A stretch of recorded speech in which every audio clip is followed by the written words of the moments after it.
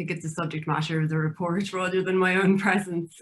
So good morning, everybody, and welcome to the launch of the Simon Community's report Systems Acceleration, the responses of the Simon community to the first wave of COVID-19. And if we try to think about our lives and imagine our lives pre-COVID, the housing and homelessness crisis was the most pressing concern and the biggest crisis that the country was facing. And now, of course, post-COVID, housing and homelessness seems to have fallen off the political radar somewhat. And I think this is a very welcome report to put it firmly back on that political agenda, and to see how one NGO who was an important remit around the country, serving 8 separate areas of the country, 18,000 people last year, how they coped when a crisis such as COVID arrived. The report was co-authored by Joe Finnerty, who's going to be giving an address quite shortly. He's a lecturer and researcher from the School of Applied Social Studies in University College Cork. Joe is currently undertaking research for the Simon community on experiences in the early pandemic period in homelessness services. He's taught in a number of undergraduate and postgraduate courses in the School of Applied Social Studies since 1999. And in the housing and homelessness area, Joe's one of the coordinators of the Welfare Policy, Homelessness and Social Exclusion Working Group in the European Network of Housing Researchers. And I think that experience really is brought to bear in the detail of the report.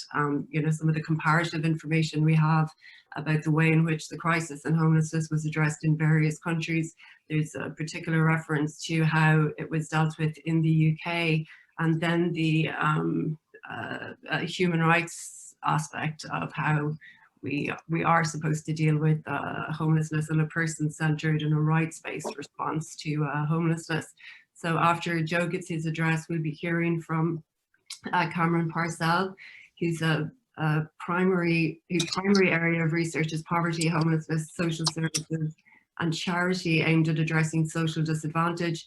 He's an Australian Research Council Future Fellow and Director of Research at the School of Social Science at the University of Queensland. And I think Cameron's going to bring a very interesting perspective to bear about the Australian experience, because so many countries, every country around the world is struggling with the same issues since the advent of COVID on our shores. And as we all know, those suffering from homelessness, those at risk of homelessness, are among the most vulnerable communities in our society, the ones who would be most prone to the risk of the virus, the most prone to health concerns, and oftentimes the most difficult to reach and the most difficult to help. So without further ado, I'll hand it over to Joe now, who can bring us through his address. Thanks very much, Colette.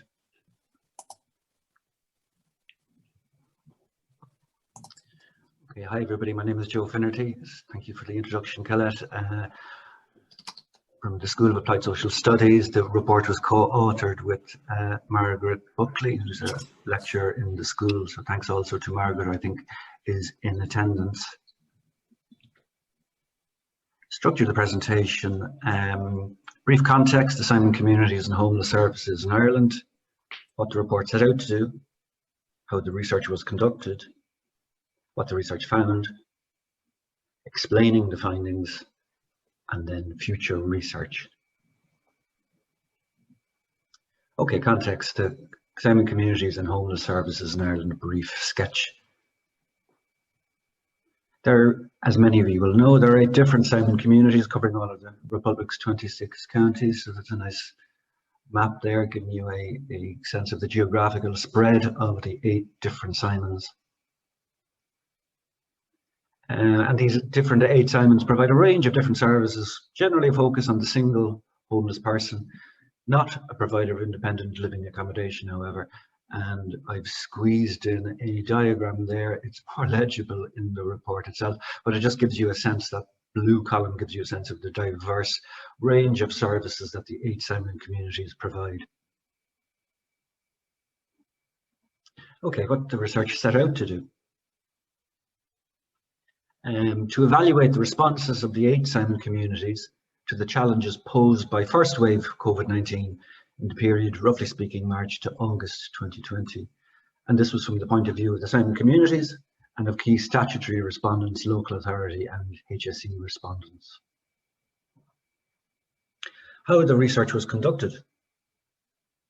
research method. So we did, myself and Margaret Buckley, did online qualitative interviews with managers from the 8 Simons and corresponding statutory bodies, the HSE and local authority personnel. For the larger Simons, interviews were conducted with a number of Simon and statutory informants across different roles, for example, emergency and housing support. Okay, selected research findings. Decreasing density in shelters. Several challenges face those Simon communities that provide emergency accommodation. As a result of high numbers of people in emergency services, space was a real issue in attempting to keep service users and staff safe. I discuss containment and mitigation in the report. Just here under this heading, I want to talk about decreasing density, decanting, that rather ugly term, existing residents to other services or facilities required very substantial organisation and planning work. And I've given you some quotes. The immediate thing was how you create distance in services that are oversubscribed. The shelter is always over capacity, and the normal practice would have been to try and bring as many people in as possible. Simon respondent, and from the same respondent, in fact, there was a big piece of work between ourselves and the City Council around identifying people within the shelter who could move to other options like repurposed B&Bs, hotel rooms, other emergency service providers, and identifying who the people that would be able to cope with that would be. There were contrasting perspectives in this process of decreasing density, and here are 2 contrasting quotes. One is a local authority respondent. There were times when I actually did have a battle on my hands to actually decant the services, because I understand that some of these service users don't see it as an emergency shelter. They see it as their home.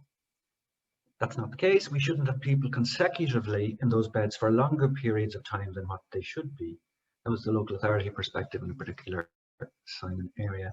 And from a Simon respondent, referring to shelter residents, mostly they didn't want to go, didn't get the support. Support wasn't there on site the way it was in an STA. They were, afraid to go, afraid of being lonely, afraid of being locked in somewhere where there was nobody else there.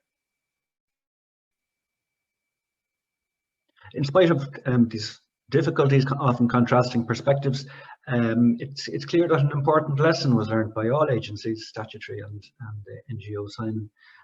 One of the big learnings, and this is from a Simon respondent, one of the big learnings for us, and in this we were supported by the HSE and the named council, that the congregate settings, the shelters, are not ideal. If a good thing has come out of it, it has given the HSE and the council more focus that we need to move away from congregate settings like big shelters where people are sleeping next to each other. So we're working on something with the local authority to source external places. Food banks and soup runs. It wasn't possible to continue with soup runs for safety reasons, safety of staff, volunteers or clients. Outreach teams did continue to distribute food and water in some Simons. We called off the soup run in early March. It wasn't possible to run them safely. So the job of giving out the sandwiches and the bottled water and the chocolate fell to the outreach team. Drop-in services for rough sleepers. Many of these drop-in services need to be significantly curtailed, but restricted drop-in facilities continue to allow showers, other washing facilities, food, and a quote there from a Simon respondent: "We continued with any rough sleepers or people who would need access for showers or washing facilities or to get food. It was all done on an appointment basis so that staff could then manage social distancing in it." Rough sleepers moving into accommodation. During the peak of the crisis, the number of rough sleepers decreased, principally as a result of their accepting accommodation, and the changing nature of the accommodation offer was pivotal in this regard. Here are 2 quotes, one from a local authority respondent. "Clients having their own space is paramount to sustainability in a placement and also recovery. Simon Outreach were able to get a number of rough sleepers they had low engagement with because they couldn't offer them anything. They could only offer them a bed in a 4-bed dorm and they wouldn't take it. But when they were able to get a cocooning facility, which was a self-contained unit, people came off the streets, they felt much safer." And a HSE respondent: Nobody who comes into self-isolation from rough sleeping is going to be exiting rough sleeping. We work very closely with the local authority around exit planning, exiting people into more stable accommodation, some exit to B&Bs, other to assignment shelter, others to housing first. Family hub. In one region, a number of families were fast-tracked from a family hub into eventually social housing. This is another assignment respondent. So within, I'd say, about 2 weeks, we moved 10 families out. Some went to local authority housing, some went to other AHB housing, some went back to hotel or B&B accommodation. I think there was only 2 families that happened to. It was while they were waiting for accommodation to be ready for them, but it wasn't a very long period. So literally, it was a really fast turnaround for all of those families. Tenancy sustainment. Much of the work in tenancy sustainment was moved to telephone support only, although some of the work continued in person. Moving to telephone support was often difficult for both staff and clients due to the lack of face-to-face conversation and the difficulty in maintaining links with clients, and this is from a local authority respondent.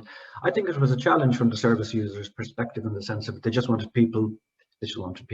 Where are you going again? Sure, you're just in the door. Would you not bring me such a place, or would you not do whatever? There was that kind of frustration. Housing support and housing first, more narrowly. As with tenancy sustainment, much of the housing support work was moved to telephone support only. And this is a local authority respondent. The individual didn't get a face-to-face meeting, it would be by phone.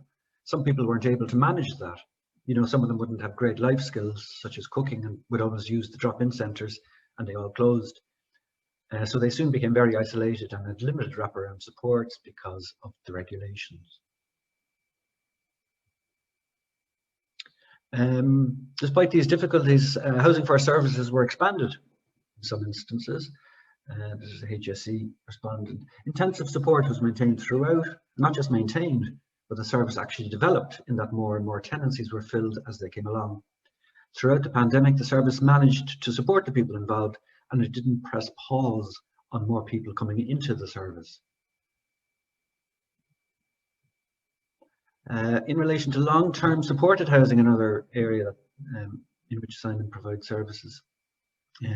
Challenges of containment and mitigation likewise confronted other congregate settings in terms of encouraging residents to comply with distancing and hygiene guidelines. And a local authority respondent quote, "It's very hard to social distance when you live in a congregate setting and where your meals are catered for. So the service had to go through a very rapid change of how they were going to facilitate keeping people safe, keeping their team safe, and being able to provide the care necessary to provide." And that meant certain restrictions had to be put in place. This is from a Simon respondent. "We had to change the use of the kitchen, and that was disappointing across the houses because we have really tried over the years to deinstitutionalize those places as much as possible and to encourage people to think of themselves as living in a kind of supported house share. It's their house, it's where they live. They can go make themselves a cup of tea at 1 in the morning if they want." Addiction and counselling services. Counselling services continued online or over the phone. Some clients appear to have preferred this arrangement. I give you a quote there from some of the respondents. "Some of our counselling services went to video platforms and, telephone conversations. It's only recently we're back in face-to-face in terms of counselling. Surprisingly enough, clients took to it, the non-face-to-face, which was not what we anticipated. We got good traction with people we wouldn't have normally got traction with. They liked the non-face-to-face. However, other respondents reported negative results from the curtailment of services and that mental health issues had increased as a result of COVID-19. In relation to methadone, the availability of methadone was expedited in some areas, which meant that people with addiction issues didn't have to wait for long periods to be included in methadone treatment program. And methadone being made more widely available, coupled with people being accommodated in suitable accommodation, resulted in some people's addictions becoming more manageable. And a quote from an HSE respondent: "What happened for some people, not all people, but for some people, was that their drug and alcohol use de-escalated on a number of grounds. Some people actually stopped drinking through the support of a GP and detox support." Mixed picture. Unfortunately, the reduced availability of some drugs meant that some people turned to other substances and there were a number of overdoses as a result. HSE respondent quote.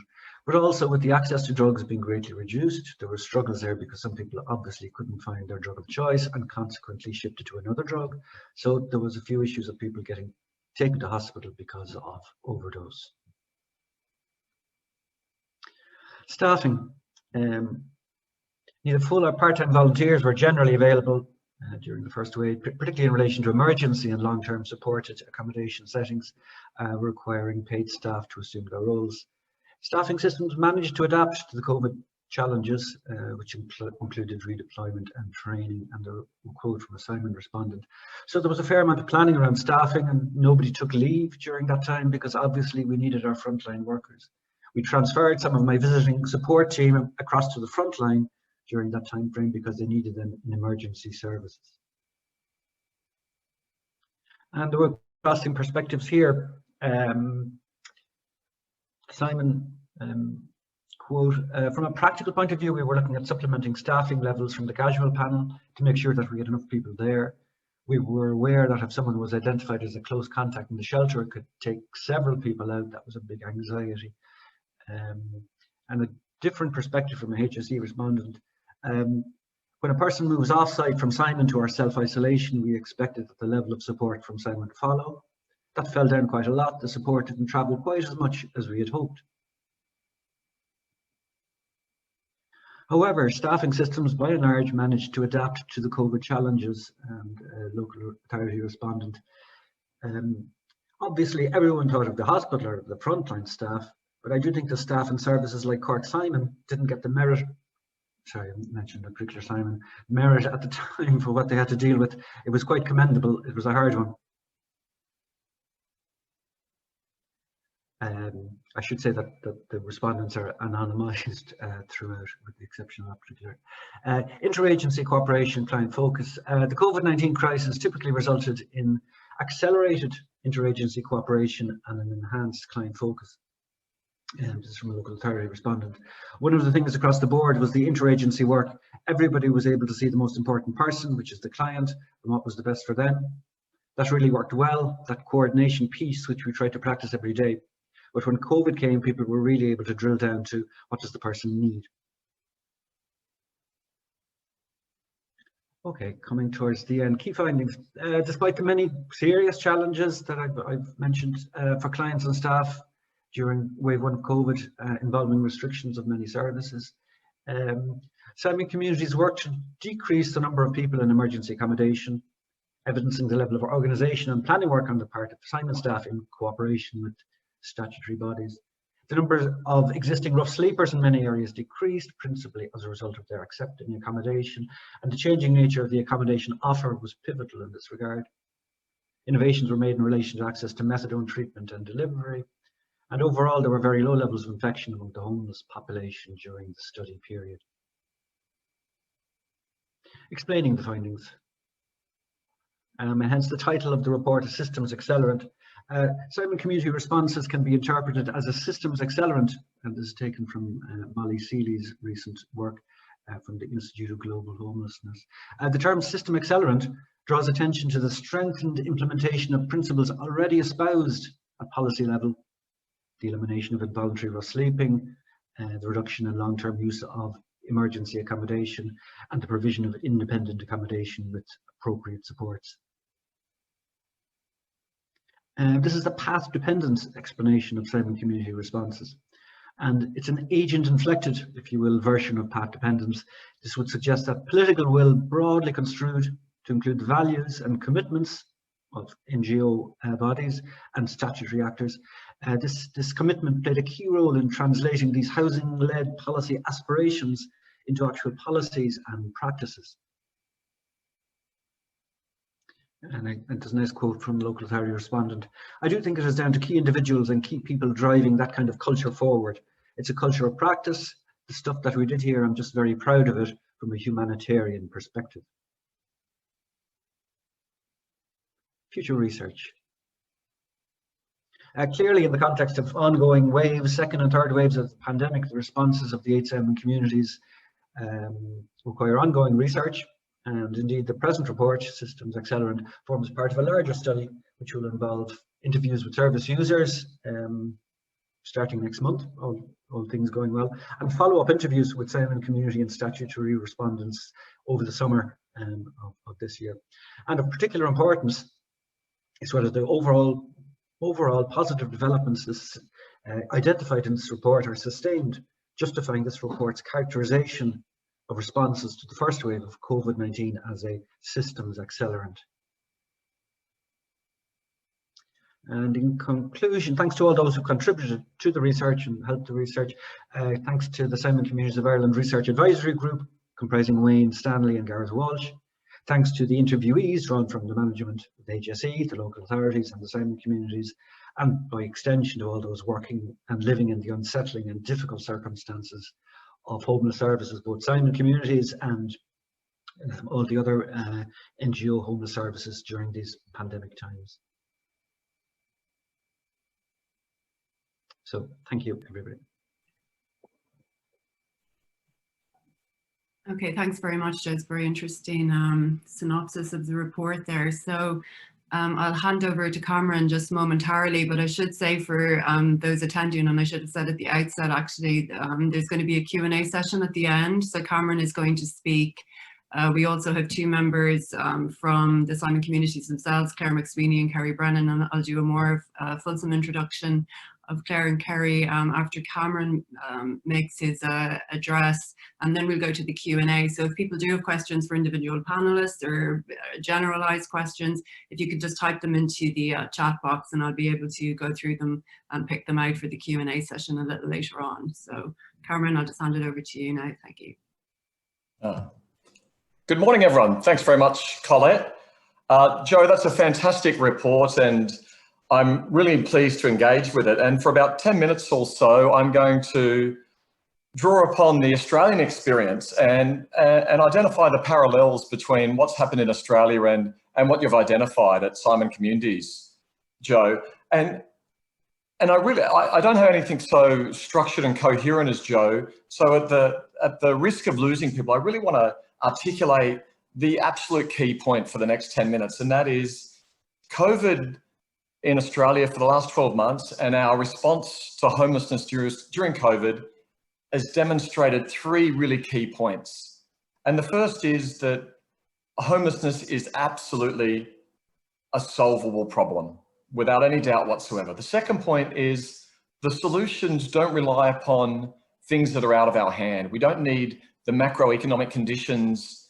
We don't need the global economic conditions to change. Rather, we can address homelessness through change policy. So it's a solvable problem, and it's a problem that we can solve through change policy. And then by implication, when we don't solve it, it's our failure. We need to think about what we can do to change policy and systems. And the third key point that I want to make from the Australian experience of addressing homelessness through COVID is the way that we think about the problem is really key to what we do, whether we even do anything at all. And very, very, very briefly, and the experience across Australia is not uniform by any means, but to a very large extent, governments at all levels, the Australian government level, the state and territory levels, and the local government levels, so three levels of governments in Australia, have intervened massively to address the housing injustices, the housing exclusion experienced by people who are homeless during COVID. Governments in Australia have intervened during COVID for people who are homeless in ways that have never ever happened before. At the metaphorical stroke of a pen, there were hundreds upon hundreds of millions of dollars available in direct intervention to people who are homeless. And it's really interesting because this money was available when for the years and years previous, governments had always said that there wasn't enough money. We couldn't do it. It was out of our hands. COVID showed that we could do it. Governments essentially wrote blank checks to organisations to enable them, community organisations similar to Simon Community, not-for-profits all over Australia, faith-based and secular alike, for the sole purpose of enabling those organisations to get out there on the streets and get people into accommodation.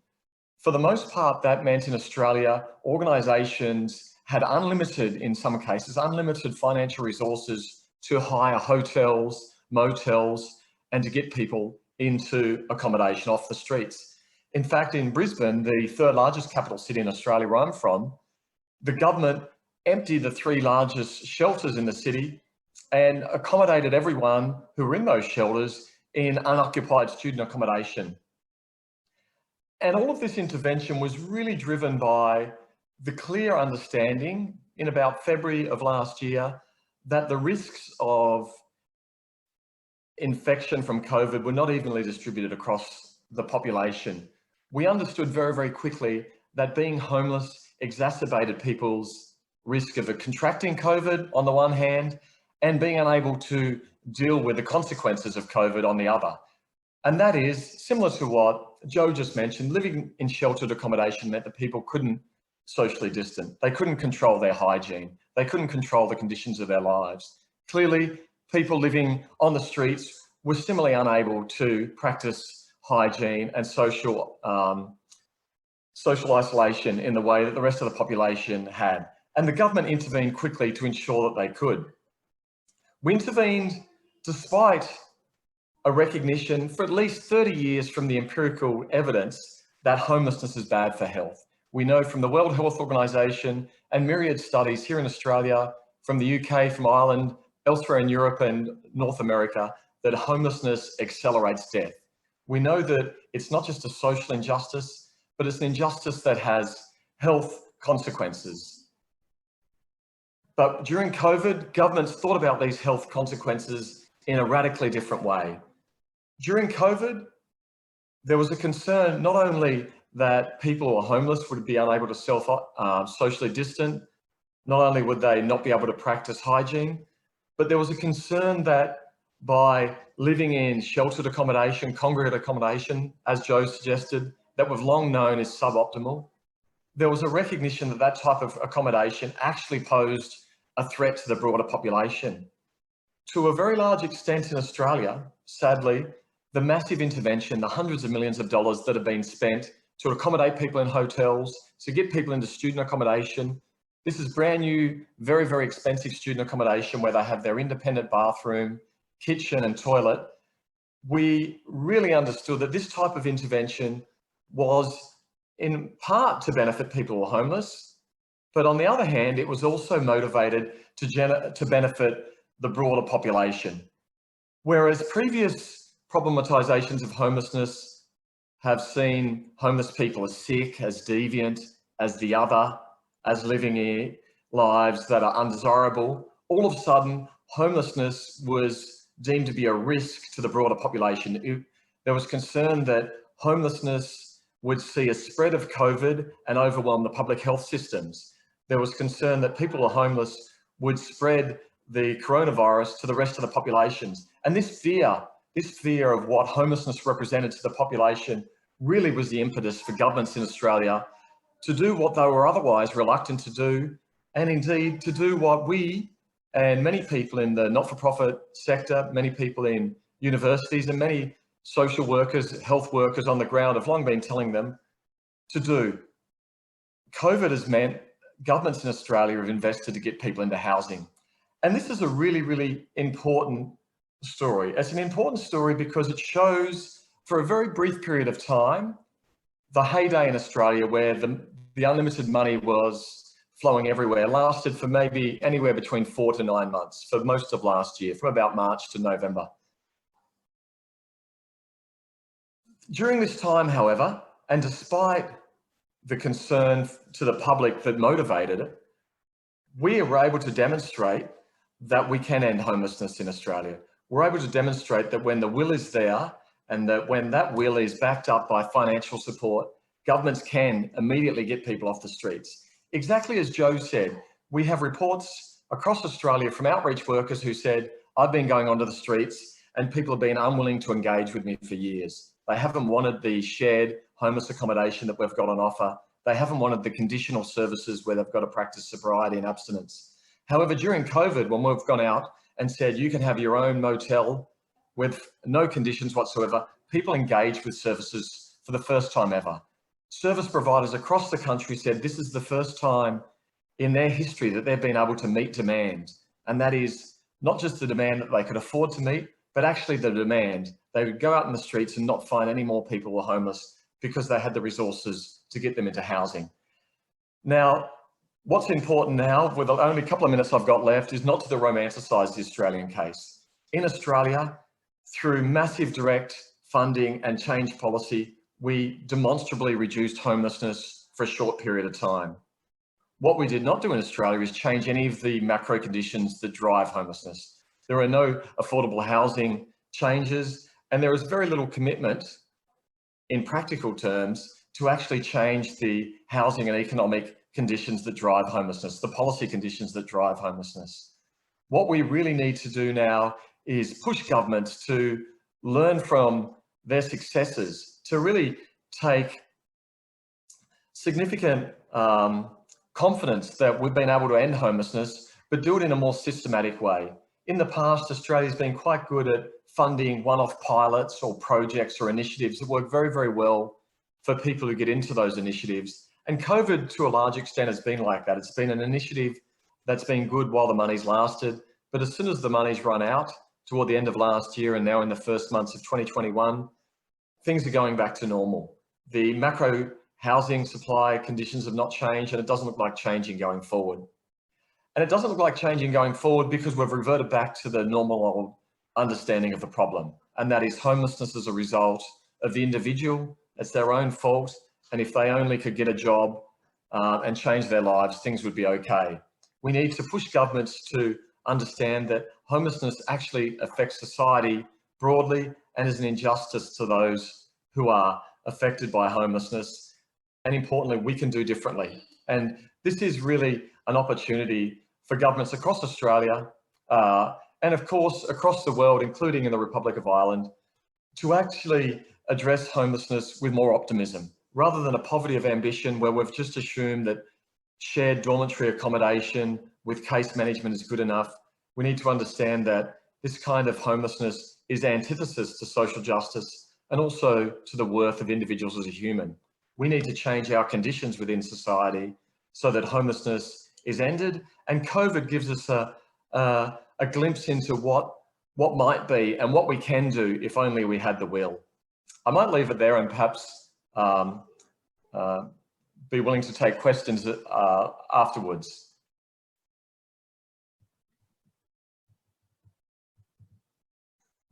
Okay, thanks very much, Cameron. And I think, yeah, just what you mentioned there about whether the advances that we've made or the successful measures that were introduced as a stopgap, as an emergency to try to stop the spread of COVID, whether they're going to prove to be more long-term or whether, you know, they're going to be able to be adapted and become kind of sustainable measures that various governments and countries are able to introduce to, you know, permanently address the scourge of homelessness in society. As I alluded to earlier, we're also joined today by Claire McSweeney and Kerry Brennan, who are frontline workers, as it were, with the Simon community. So Kerry Brennan is the Head of Housing and Support Services for Cork and South East Simon. Kerry has an MA from UCC and a Certificate in Effective Management of Homelessness Services from GCU. And she currently oversees high support residential services, specialist addiction support services, and Housing First implementation in Cork, Kerry and Waterford, which sounds like a lot of responsibility to have. And Claire McSweeney is the Senior Manager for Emergency Services in the Dublin Simon community with responsibility for Dublin Emergency Accommodation and the Dublin Outreach Service. Claire is an experienced professional in homeless services, having worked for over 15 years in a variety of frontline and management roles. And I think it would be interesting also to get the perspective of both Kerry and Claire as people who've been managing with this crisis and dealing with this crisis as it arose. And I suppose my first question, Claire, would be to you. And it's just that Dublin obviously would have had the most significant problem with housing, with homelessness pre-COVID. And so when COVID struck back in March 2020, what was it like as a frontline worker? You know, what was the primary concern and what were the biggest difficulties that you found when you were trying to address accommodating homeless people in a more safe environment? Like thinking back to last March when COVID first hit, it was very scary. We were really fearful. If you remember, you know, nobody really knew what was ahead. We were seeing very scary scenes on the telly of things happening in different countries. So we really sort of feared the worst. obviously we have, in running emergency accommodation, we had shared rooms with, mostly we did have some singles and we had some twins, but we also had triple rooms and quad rooms. So, we were worried about those sort of congregated settings first and foremost. And I think the positive and what really worked there is that we weren't alone in that. So straight away, sort of as a sector, the homeless network came together. Those worries we had were sort of shared as a sector, and then we had the DRHE and the HSE come in quickly, with solutions and with guidance for us. So the likes of the apartments that were rented and the support that we had to decongregate some of the rooms. So we brought those shared settings right down to singles, or where we had space. In some cases we still had twins. So it was that reassurance, sort of with that cross working, the DRHE in Dublin and the HSE. We had cleared out rooms, so we would have isolation rooms in every service. We had this fear, well, Ginny, what if we have 2 or 3 or 4 cases all at the same time? Where are people going to be? But what had happened then, just again, that interagency work, and we had a really brilliant response from, say, the HSE in partnership with SafetyNet. We would have, we had cases where we would phone up and say someone has a cough. Within an hour or 2, they would be taken off site to an isolation facility and tested. So I think the fears that we would sort of be maybe left alone to manage it, they never really transpired, and the sort of support was there. And that got us through really the start. And you can imagine the anxiety of the staff, so that really helped with people coming to work and feeling like there was proper systems in place, that it was a safe place to come. We had all the infection prevention control measures in. So, I mean, that was what it was like at the start. And just in terms of trying to find alternative accommodation for people, did you find that there was a particular kind of alternative accommodation? Was it B&B accommodation, for instance, that you were able to rely on most frequently? Because obviously the tourism industry or the hotels, and there would have been a lot more room available. So I just don't know, was there any particular form of accommodation that you found yourself using more frequently than others? I mean, that's where we say about a sort of sector working together. So in Dublin, the DRHE would have stepped in and taken over, for example,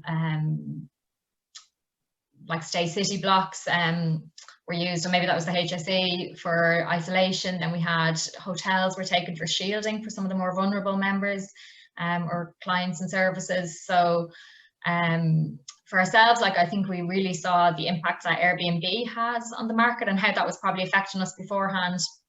Like last year in Dublin, Simon, emergency accommodation facilities, we had double the move-ons that we had the previous year. And most of that was into private rented. We weren't having any into private rented before.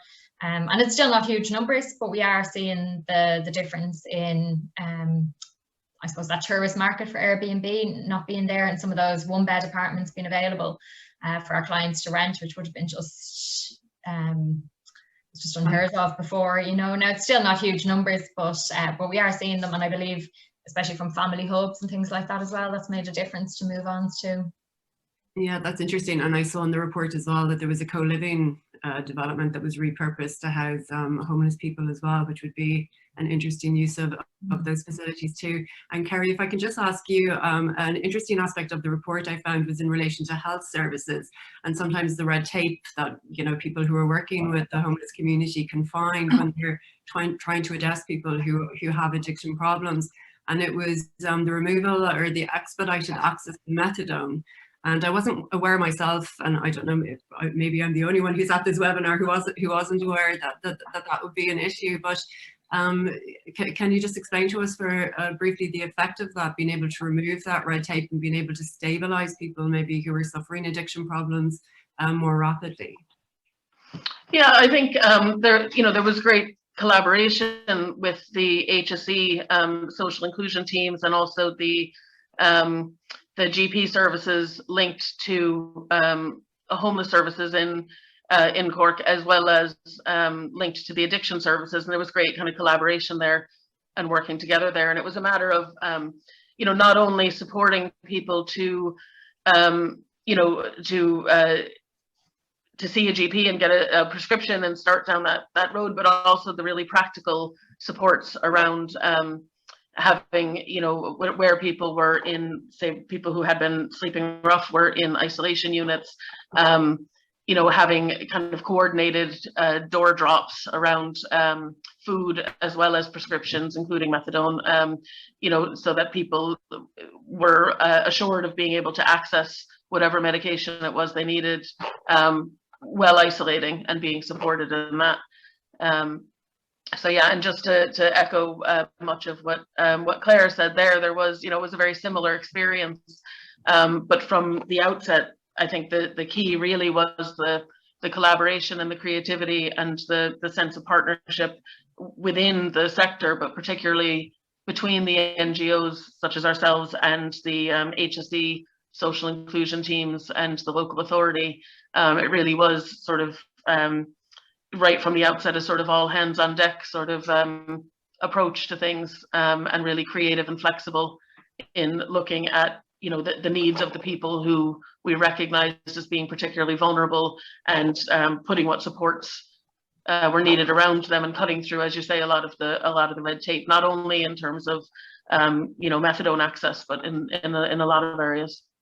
Yeah, I think that was a very striking aspect of the reporting. There was one quote actually from a local authority responding to the report that I think kind of summed it up.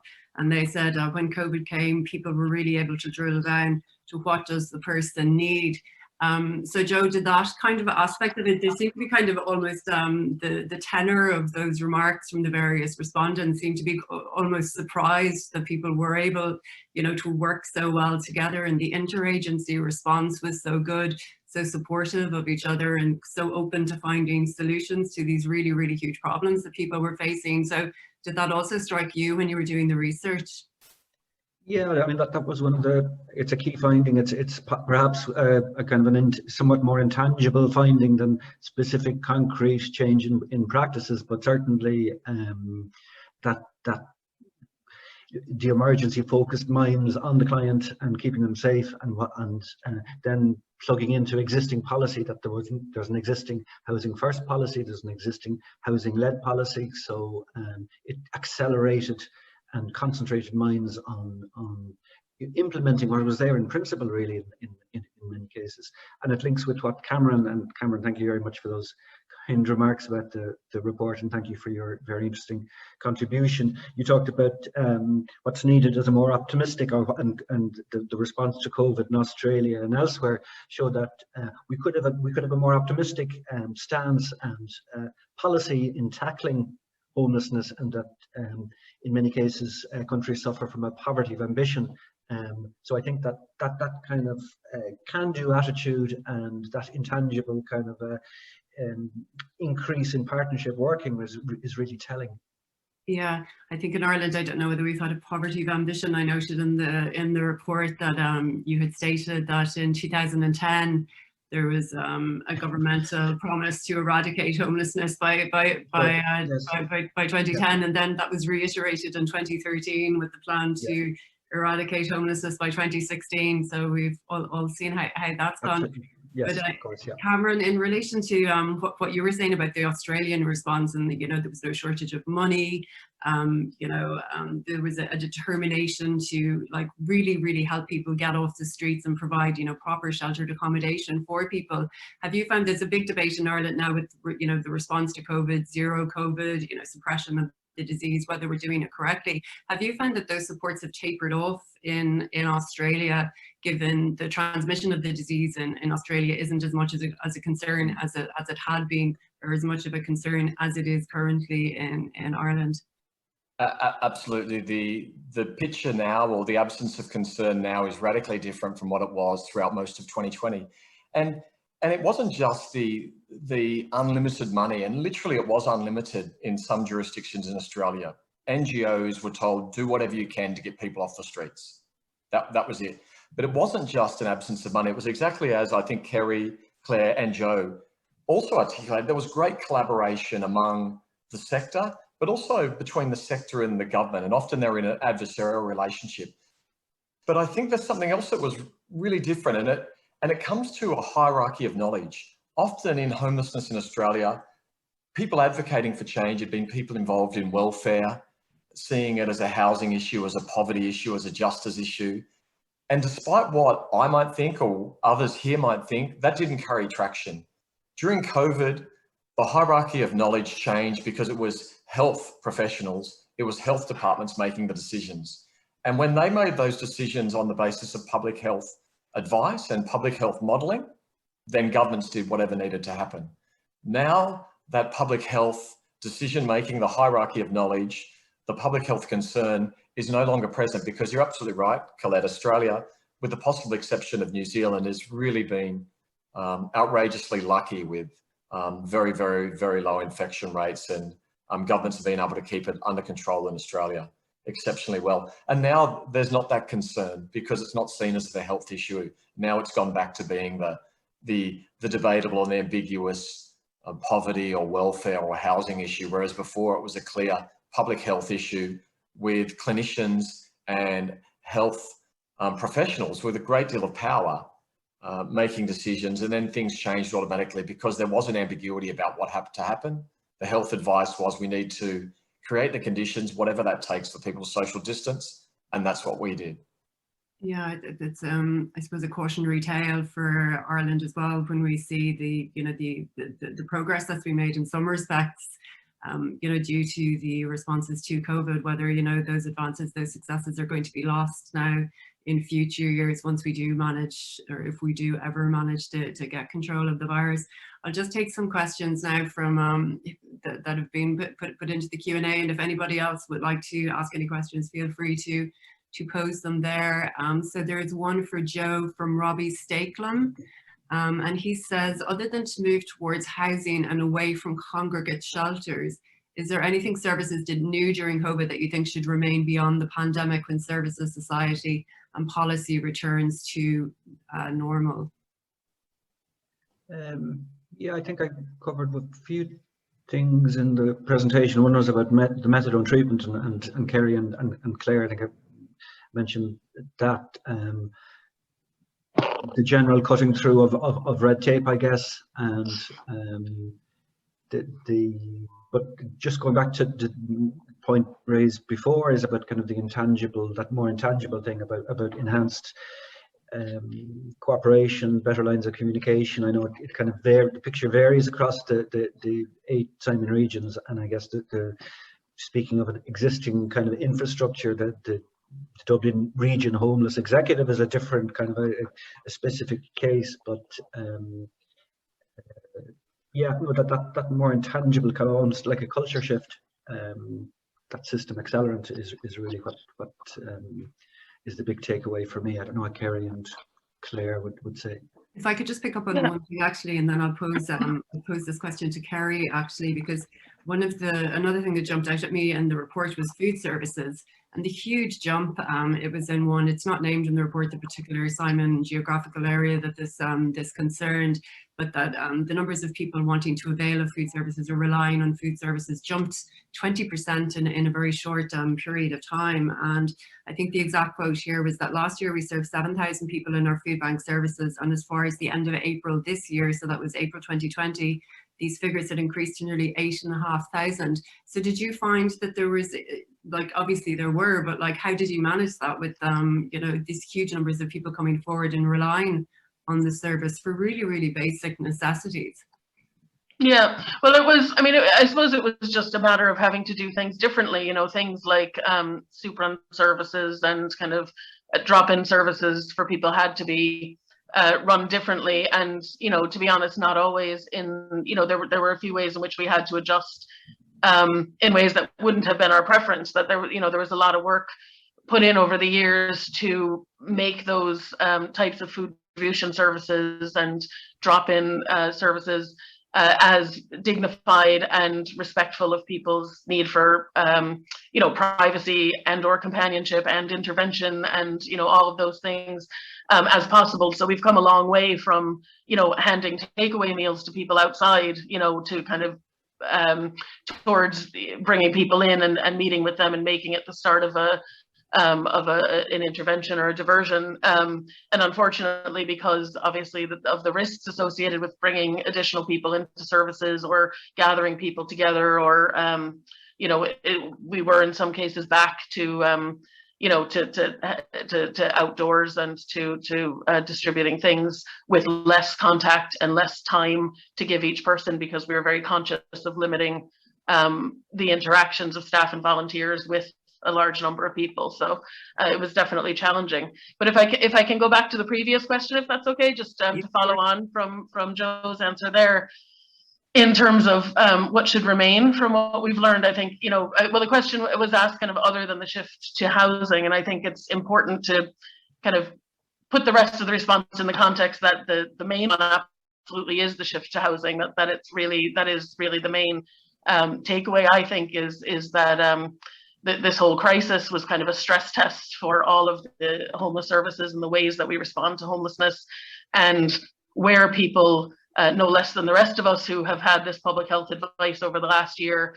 where people had their own home to stay safe in, they were by far the safest and the best off. And I suppose, the harms that face people and the risks that face people in congregate settings and in long stays and emergency accommodation is something that I think the sector has woken up to over decades, and that policy has caught up with, in terms of housing first being sort of the policy direction in Ireland and many other places currently. But I think that this COVID crisis really made the risks of congregate settings and the risks of large institutional shelter settings very clear and very immediate for all stakeholders. And so I hope that the shift to housing isn't lost as the main kind of message. But there were other things that I think, we've talked a bit about the collaboration and the strengthened relationships between the kind of statutory and the NGO stakeholders. I think Cameron spoke about the engagement of rough sleepers, and particularly people who might have been thought of as hard to engage or resistant to intervention. And I think what this has shown is that if the offer is right, people will engage. That when people don't engage in a shared room or a dormitory style setting or an emergency shelter with lots of other people with complex needs there, it's not good enough to label them hard to engage, and you need to get the offer right, and when the offer is right, people will engage. And finally, I think this crisis has seen huge numbers of people pushed out of work, either temporarily or in some cases permanently. And the reason that hasn't resulted in a big influx into homeless services that overwhelmed the system is because social supports were put in place quickly.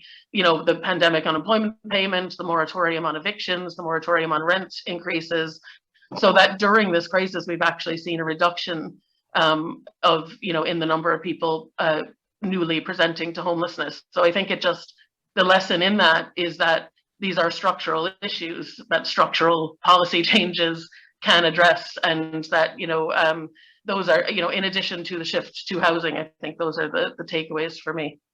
I think a lot of the comments and the questions that are coming in actually are directly related to that. So a lot of the questions are basically asking, are the panelists, are you all hopeful that the strategies that have been invoked thus far to manage the crisis, so the increased access to housing, increased wraparound supports, the cutting of red tape and bureaucracy in some instances, to help people to access health services and so on. I suppose just if I could ask each panelist very, very briefly, are you hopeful that those are going to be maintained? Because we've already heard from Cameron that unfortunately it hasn't been the case in Australia, where they had a very strong response initially, which was very successful in getting off the street, but that once the transmission of COVID began to decrease and the level of concern about transmission of the virus wasn't there, then it was a return to normal.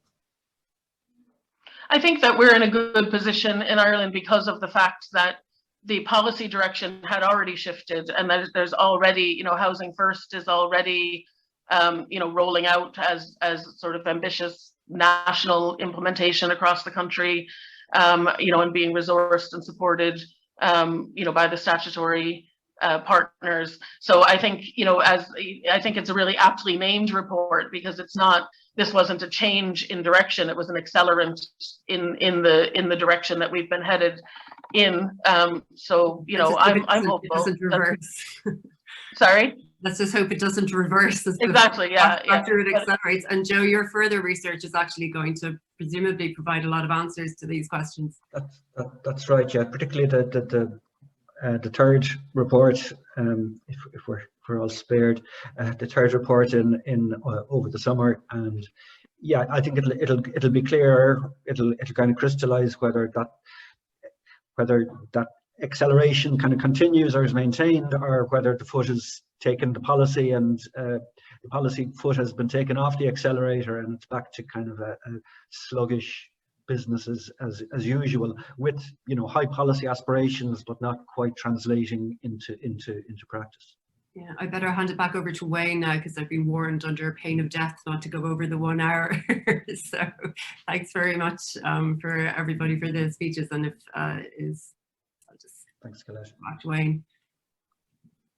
Thanks very much, Colette. So I'm just going to say thank you to Joe, to Cameron, to Kerry, to Claire, and a big thank you to Colette as well for stepping into the chair. I know these things are, in this discombobulated world, it's a particularly stressful thing to try and chair something.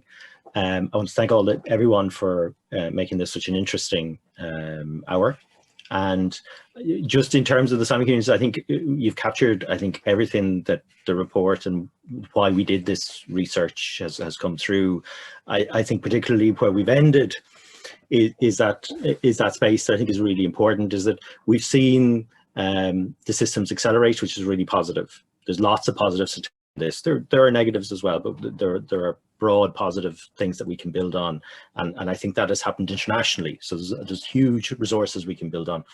I think, and some of your questions, the questions put in, I saw also speak to this, is that the governor of the central bank came out this week or last week saying that because of the pent-up savings in the system that we could get an automatic boost to the economy, and could very quickly emerge from the stymied economic situation that we're in now because of COVID.